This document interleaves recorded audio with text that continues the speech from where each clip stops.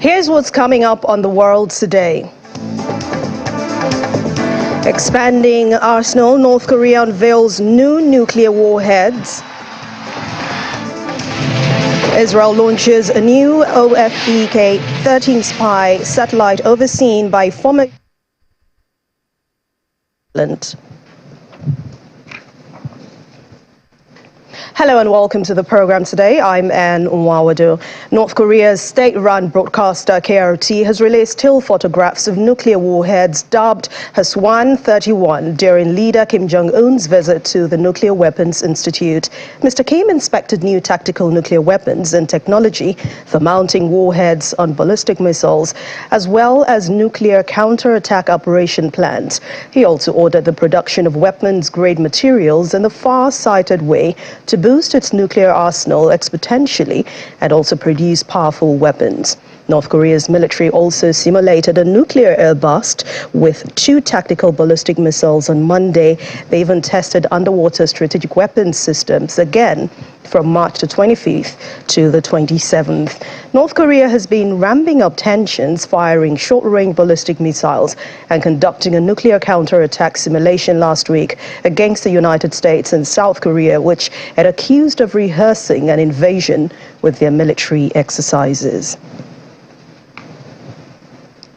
Meanwhile, the United Nations Human Rights Office in Seoul has called on North Korea to confirm the fate and whereabouts of people who have disappeared under its regime, accusing Pyongyang of violating the rights of the victims and their loved ones. In a report on enforced disappearance and abductions by North Korea, the UN Rights Office says that North Korea should acknowledge that it had engaged in state policy of enforced disappearances since 1950 and then take immediate steps to end such violations. That report details accounts of disappearances, including arbitrary detentions in North Korea and the abduction of nationals from South Korea, Japan, and other countries. Good luck today. Thank you. Enforced disappearance is a profound violation of many rights at once, and the responsibility lies with the state. I call on the Democratic People's Republic of Korea to acknowledge these violations and take steps to resolve the cases, and on all states to support victims of enforced disappearance in their quest for justice. Now is the time for the Democratic People's Republic of Korea to move away from isolation and work with the United Nations to find solutions to human rights issues. The testimonies from this report demonstrate that entire generations of families have lived with the grief of not knowing the fate of spouses, of parents, of children, and of siblings. U.S. and South Korea's Marine Corps conducted their first large-scale amphibious landing exercises in 5 years, and that's after North unveiled what they claimed as the smaller nuclear warheads.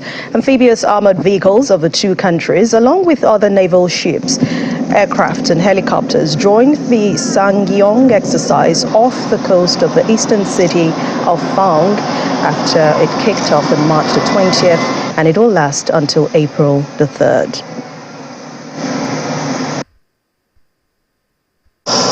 This exercise is designed for the combined defense of the Korean Peninsula, and that's important to us. It's important for the regional stability.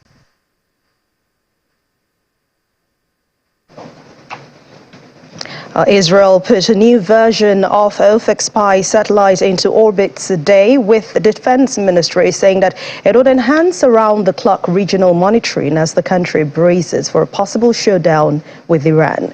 The launch, planned months in advance, was overseen by former Defense Minister Yoav Gallant. The OFEK-13, manufactured by state-owned Israel Aerospace Industries Limited, is the latest in the series of locally produced satellites fast booting to orbit in 1988. It was launched in a Shavet missile over the Mediterranean Sea. A westward trajectory Israel usually opts for a precaution against sensitive technology falling into the hands of hostile Middle East neighbors should there be a malfunction. IAI CEO Boaz Levy says the Rockets is the most advanced of its kind, with a unique radar observation capabilities and will enable intelligence collection in any weather and conditions of visibility.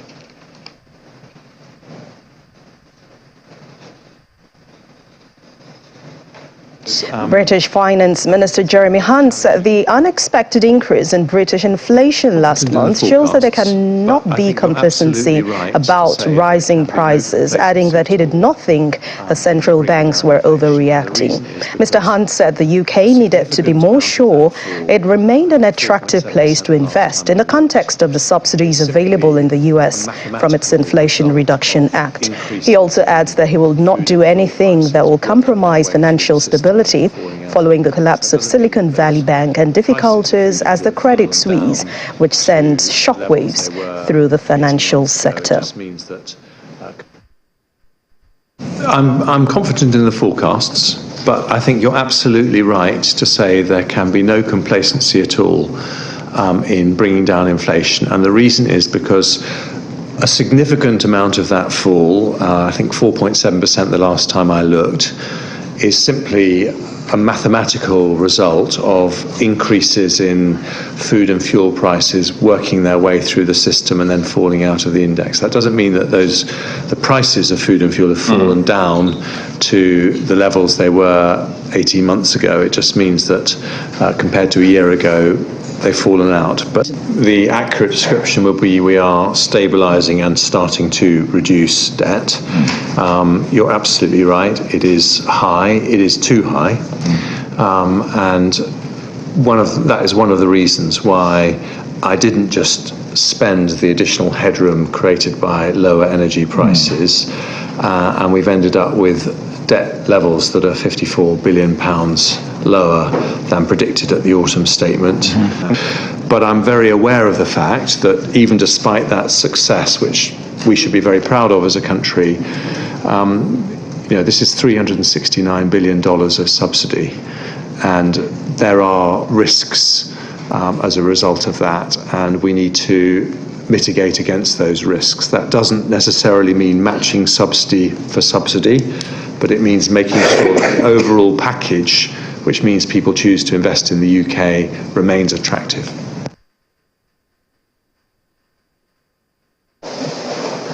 Humza Yousaf has been sworn in as the Scottish First Minister at the Court of Sessions in Edinburgh, Scotland. Watched by his family, the 37-year-old practicing Muslim took the oath in front of court President Colin Sutherland, whose honorary title is Lord Calloway. Scottish nationals also picked Humza Yousaf to be the country's next leader after a bitterly fought contest that exposed deep divisions in the party over policy and a stalled independence campaign. Mr. Yousaf beat Kate Forbes and Ash Regan for control of the Scottish National Party following the resignation of Nicola Sturgeon. Mr. Yousaf, will you now take the oaths of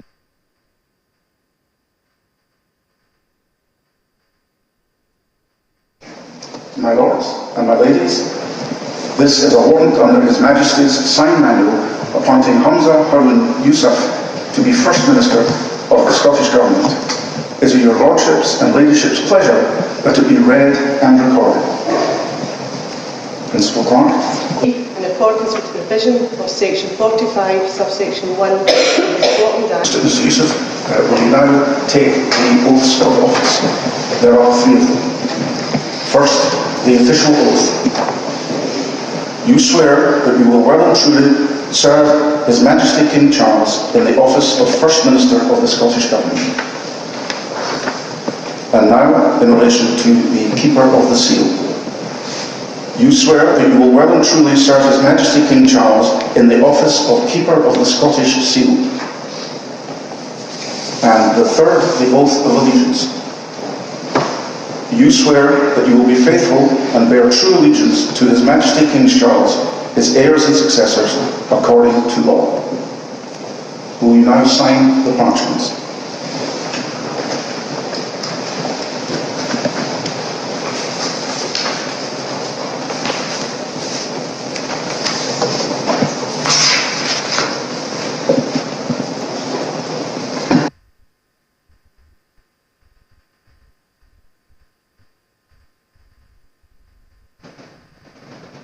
And still in Britain, Prime Minister Rishi Sunak defended his government's plan to detain children arriving in the UK on small boats as he faced questions from the liaison committee. Members of the committee questioned the Prime Minister on policy around 3 times annually. They have asked Mr. Sunak about the UK's plans to send migrants arriving on small boats to Rwanda. In response, Mr. Sunak said the government was waiting for legal challenges to the policy to be completed, and he said that he could not guarantee flights to Rwanda will begin by the summer.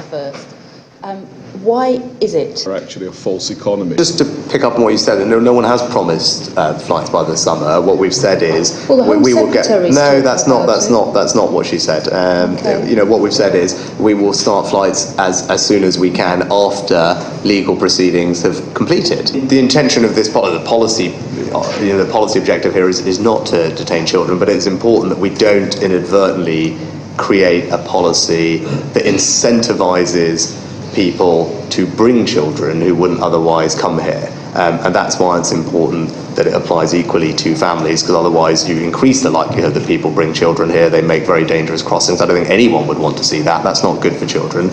So the policy should and must apply to families. What people want to see is that we're taking action to grip this problem. Doesn't it, Prime Minister? And I think that's what we're doing, whether it's with the legislation, it's said cooperation with the French, all the other things we're doing. I think what that demonstrates is action to grip a problem which is significant and growing. I did welcome China's support for Ukraine's territorial integrity as part of the various things that they said. I think their abstention on voting for a resolution, does little for their credibility as a neutral party in this. I'd encourage President Xi, as we've said, to engage directly with President Zelensky on any particular peace proposal that China is interested in putting forward, and that exactly is a conversation I've had with President Zelensky as well. China would do well to engage directly with Ukraine on that. More broadly, it's clear that Russia is dependent on China for various reasons that are obvious. And again, we'd ask President Xi to use his influence with Putin to urge him to end this war and withdraw from Ukraine as a precondition to any negotiations. Our London correspondent Juliana Olayinka joins me now for more on this. Hello, Juliana. Good afternoon, Anne. Good afternoon. Now, the British government announced plans for a new law just to prevent people who enter the country to unofficial routes, they've mentioned like small boats, from claiming asylum. Why is the UK introducing this law, and how is it even panning out as we speak?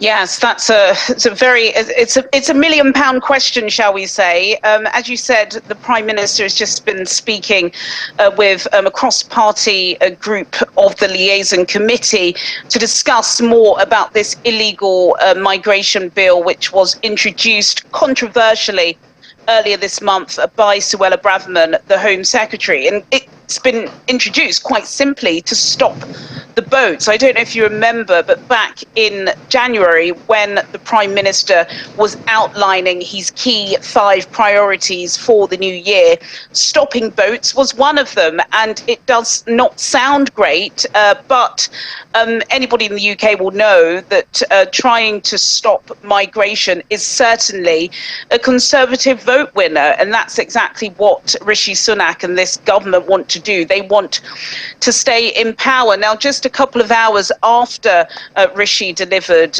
his statement to the liaison committee, we did actually have an announcement by Robert Jenrick, who is the immigration minister in the Palace of Westminster. And what he has announced, which is pretty much a developing breaking news story here in the UK, is that asylum seekers will now be kept in disused military barracks.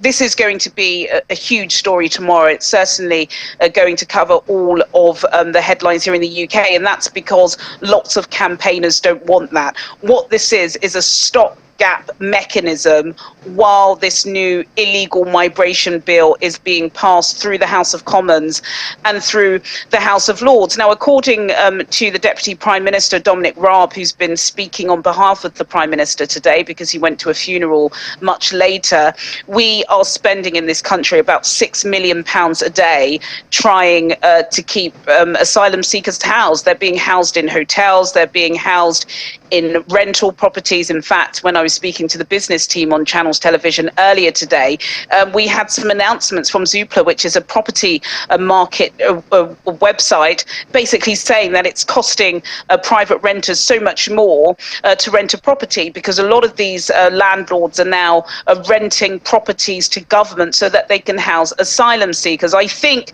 whatever side of the debate you are on when it comes to illegal migration, everybody knows that the migrant crossings just cannot continue the way they are.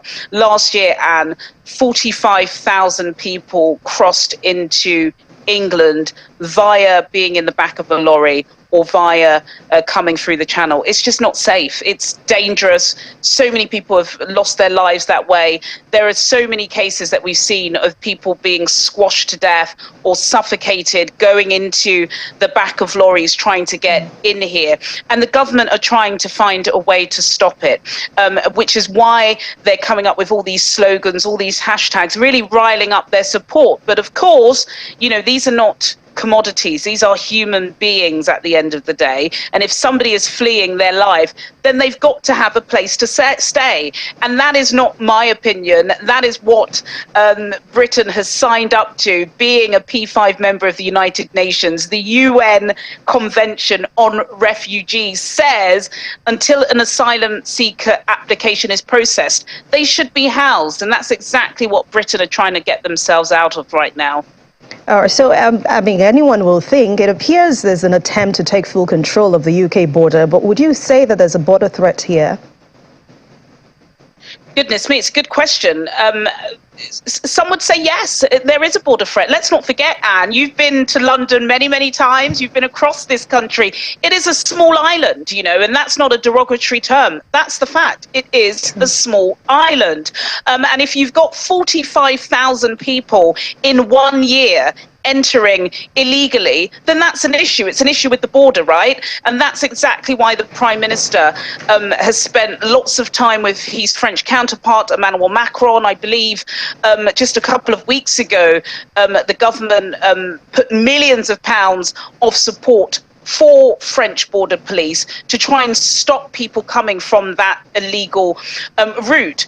Also, as well, a lot of people are not happy with the fact that we're having a lot of asylum seekers living within their neighbourhoods. And that is really the truth. It's quite funny because, of course, when you go on social media, you have a loud minority voice. Sometimes you have a silent majority voice. And I think it really is fair to say that there are some people in the UK that are concerned about the number of people coming into the country because they already can't get an NHS appointment, which is why we're seeing strikes. Already the cost of living is so high and they're concerned about what that would bring. But of course, before anyone complains, there is a flip side. We know that as ethnic minorities, as migrants, as asylum seekers, we are contributing significantly to the GDP of this country. But I think the crux of the matter is this illegal migration, which is why Suella Braverman has been so strong in the rhetoric, in saying that she is going to stop it by force. But then look at Rwanda. It's been almost a year to the date, because it was April 2022 when the former Home Secretary Priti Patel announced it. Not one person has gone to Rwanda. The Rwandan government was able to pocket £123 million. They've got all of these beautiful hotels where they were expecting migrants from the UK to come into. They haven't come because there was a significant amount of legal backing. So even though the UK are really trying their best, the government, to push this through, expect those on the left, critics, opposition, including the UN and the UNHCR, to prevent them from doing so.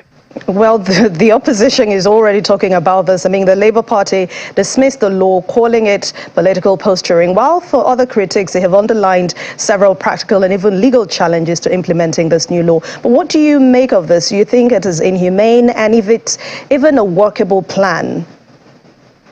Well, some people say it's not workable. In fact, we had the Archbishop of Canterbury saying it was very unchristian-like. We even heard from the former Prime Minister, Theresa May, 24 hours ago, just saying it's just absolutely not workable. I think we're definitely going to get more response and backlash from what was announced by Robert Jenrick in the House of Commons today, basically saying that asylum seekers who come here are going to be placed in military zones. Not great. Also, some suggestions as well. I think the Times are reporting that Britain are eyeing up 2 unused vessels, one in the Caribbean that will cost them over £100 million, and another that's sitting off the coast of Scotland for about £6 million. And what the government are trying to do is to put asylum seekers on these disused vessels. Now, we've seen this in the past. I believe when there was an issue with overcrowding in 2006, some prisoners were put on these disused vessels. But, you know, that really is detention. You know, we're talking about not having access to decent air conditioning, being confined in very, very strict places. Should asylum seekers be going through that when they're just looking for another opportunity? Should asylum seekers with children have to do that when all they want is a warm bed? It's a really delicate balance for the government to try and crawl, but because they have such a strong majority in the House of Commons, it does appear as if this illegal migration bill will go through. And bearing in mind, and I think this is really important for anyone that is thinking of coming to the UK and you're not coming the correct way, that if you are coming into the UK and you do not have the correct document, you will never be allowed back again. And that is the reason why it's sending shockwaves through people's stomachs, because it's thinking like, right, oh my goodness, you know, you've made a mistake at 21, 22, 23, or when you were a child, and you can never return to that country again. It is really extreme. But as Rishi was saying in that track you just played, Anne, they want to send the strongest deterrent possible to the traffickers and to those who are thinking of coming illegally, so they won't make that transition, or that journey in the first place. So again, just going back very briefly to what the opposition is saying is, fine, we understand, give people a proper option to get here. Not just because you want to take the teachers and the nurses from Africa, give them an actual opportunity to come to the UK, and then they won't have to come illegally. All right, Juliana, let's talk about the UK and Rwandan pact, which was signed recently.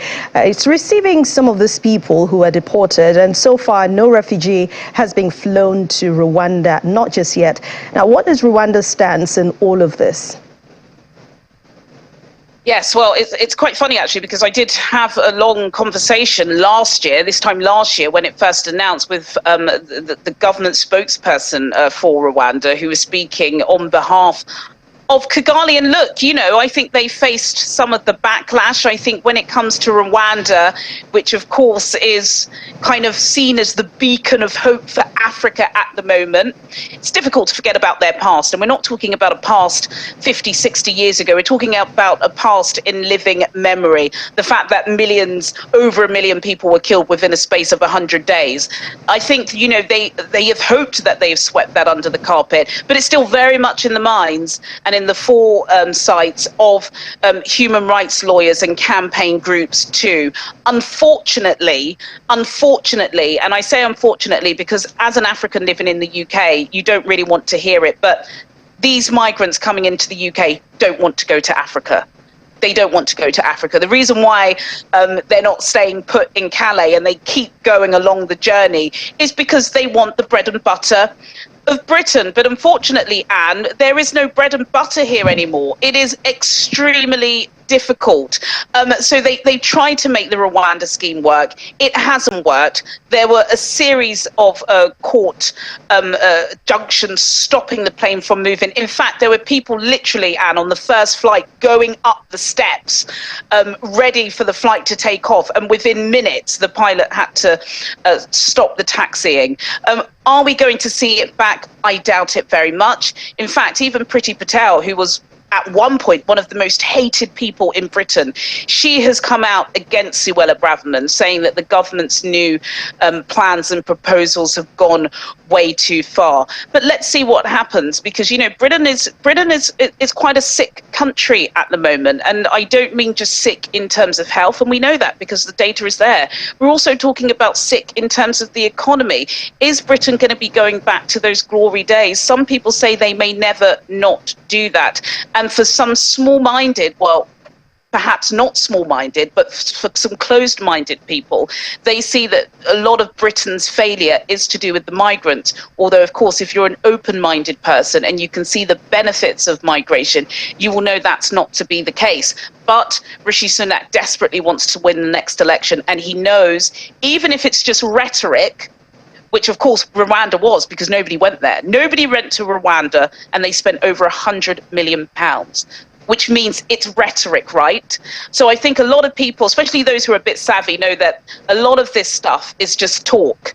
And for some people, talk is just enough. But then, of course, we have to remember that these are human beings at the end of the day. And it's obviously a horrendous journey to be so desperate as to you know, cross the English Channel, which, by the way, might seem small, but is one of the most dangerous crossings on the planet. The most dangerous. It's so choppy, which is why we see so many people die. So certainly we have to try and find a way, but it's the government's job, Anne, yes, to find a solution. Find a way Probably not ours, not our job, Anne. No. Well, thank you very much, Juliana Olayinka, London correspondent. Thank you for your time, as always. Welcome back. To more stories now. Nashville Police Chief John Drake says the 28-year-old former student who killed 3 children and 3 adults at the Christian grade school in Nashville, Tennessee, was under a doctor's care for an emotional disorder and had purchased 7 guns ahead of that shooting. Audrey Elizabeth Hale used 2 assault weapons and a handgun during the assault on the elementary school, the latest in a long string of U.S. mass shootings that have turned guns into a hot-button political issue. The chief said that Hale's parents did not know that Hale was in possession of 7 guns, but adding that they were under the impression that the suspect had owned only 1 gun but had sold it. We've interviewed the parents of Audrey Hale, and we've determined that Audrey bought 7 firearms from 5 different local gun stores here legally. They were legally purchased. 3 of those weapons were used yesterday during this horrific tragedy that happened. We know that they felt that she had 1 weapon and that she sold it. She was under care, doctor's care, for an emotional disorder. Law enforcement knew nothing about the treatment she was receiving, but her parents felt that she should not own weapons. They were under the impression that when she sold the 1 weapon that she did not own anymore. As it turned out, she had been hiding several weapons within the house. We also don't have a motive at this time. We feel that the students that were targeted were randomly targeted. There was not any particular student that she was looking for at the time of the incident. It's very possible the head of the school could have done that. I can't confirm that one way or the other. I do know she was in the hallway by herself. There was a confrontation. I'm sure you can tell the way she was laying in the hallway. There was the custodian, the African American, as she shot through the door to enter. She sprayed rounds through the glass, striking him. You could see where he came to rest. As far as the others, they were just spread out in different locations. Well, meanwhile, U.S. President Joe Biden has condemned a sick epidemic of gun violence against children. The U.S. president said the planning is underway for him to meet with families of victims in Tennessee. According to U.S. Centers for Disease Control and Prevention data, through 2021, firearms have surpassed car accidents as the leading cause of death for Americans aged 1 to 19. Before I begin to talk about the whole notion of rebuilding America, I want to talk very briefly about what happened in Nashville. We know the names of the victims. We've seen the initial footage of the attack. 3 children dead, all just 9 years old, including the daughter of the pastor. Because I want you to know who isn't doing it, who isn't helping, to put pressure on them. You know, I know you see on television, it's not just merely the weapon in terms of that it's semi-automatic in effect. 3 members of the staff, school custodian, substitute teacher, and the head of school. I spoke with one of actually it was the governor's wife. The governor, he was telling me his wife was about to have dinner that night with her. There's still more to learn about what happened, but there's plenty we do know. We know that this family's worst nightmare has occurred. I've lost a child not to that. I've lost a child to an accident and to cancer. But I tell you, there's nothing like losing a child, particularly the more senseless it is, the more devastating the impact on you. It's absolutely heartbreaking, and it's senseless. You know, those children should all be with us still. They should still be with us. As a nation, this is not hyperbole, as a nation we owe these families more than our prayers. We owe them action. You know, we have to do more to stop this gun violence, of ripping communities apart, ripping apart the soul of this nation. To protect our children so they learn how to read and write instead of duck and cover in the classroom. Relatives and neighbors are mourning children and adults killed by a landslide that hits the small town of Aloce in Ecuador over this weekend. Authorities announced the official death toll rose to 11 as families and rescue groups worked together to find dozens of people still missing after large amounts of earth smothered buildings and a stadium in the area. During a funeral, the relative of landslide victims, Yolanda Mactoma, said that many families are still waiting to recover the bodies of their loved ones. According to government data, at least 67 people are still missing and 32 of them have been rescued. With fears that more landslides could be triggered, the government has now ordered some 600 homes to be evacuated, with 3 shelters set up to care for those affected. Meanwhile, migrants and activists held a vigil outside offices of the Mexican National Migration Institute in the border city of Juarez for 38 migrants who died during a fire in a migrant detention center. The fire broke out later Monday, apparently caused by protest over demonstrations and deportations. Mourners made a small altar made of candles, flowers, new articles, and the Venezuelan flag outside the Mexican National Migration Institute offices. The fire, one of the deadliest migrant tragedies in years, occurred at the United States and Mexico are battling to cope with record levels of border crossings at their shared frontier.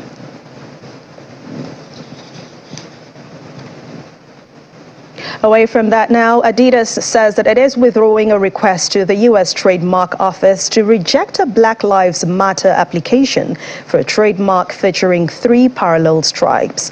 On Monday, Adidas said the Black Lives Matter Global Network Foundation design will create confusion with its own famous 3-stripe mark. It also added that it has been using its logo for more than 70 years. Black Lives Matter logo, Global Network Foundation, applied for a U.S. trademark in November 2020 for a yellow 3-stripe design to use as merchandise, including clothing and bags. In a notice of opposition submitted to the Trademark Office, Adidas said the proposed design incorporates 3 stripes in a manner that is confusingly similar to the three-stripe mark in appearance and overall commercial impression of the company. It also adds that the consumers who are familiar with its goods and services are likely to assume that those offered under the applicant's mark originate from the same source, or that they are affiliated, connected, or even associated with or sponsored by Adidas. And finally, on the program, artist duo Gilbert and George are now bringing their vision of the world to a dedicated new exhibition venue in East London, with much of the program shown for free in line with their Art for All ethos. The Gilbert and George Centre in the city area is less than 5 minutes from the life and work partners' home and studio. The new centre, converted for former brewery building and featuring 3 levels of gallery space, run as a registered charity, will now open on April the 1st with the inaugural free exhibition, The Paradisial Pictures. The duo, usually pictured suited and impassive, met back in 1967 while studying in London. They have been together since then, producing imposing pictures that have tackled identity, race, poverty and death, among other issues. We're all moving here to East End of London, maybe because it is cheaper. They're experiencing Gilbert and George art. That's what it is. Our vision of the world, our morality, our behavior and everything, and our vision. People are different when they finish reading a book. They can't recite it to you, but they know which part of them is different because they read it. It's the same as if you go to a concert and listen to a huge piece of composition of music. You can't repeat that, but you know which part of you has been affected by it. That's the force of culture, and the Gilbert and George Centre is going to be a cultural force.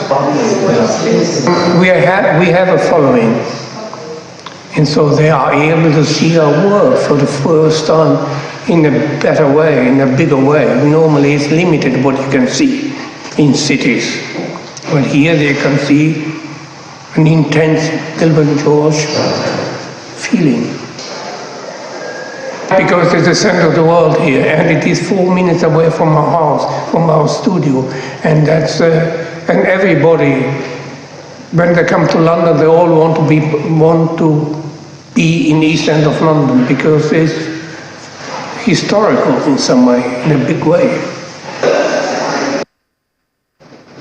Well, talking about using arts to tell stories, and unforgettable stories for that matter. That's the world today. Thank you so much for watching. I'm Anne Nwawadu. Please stay safe.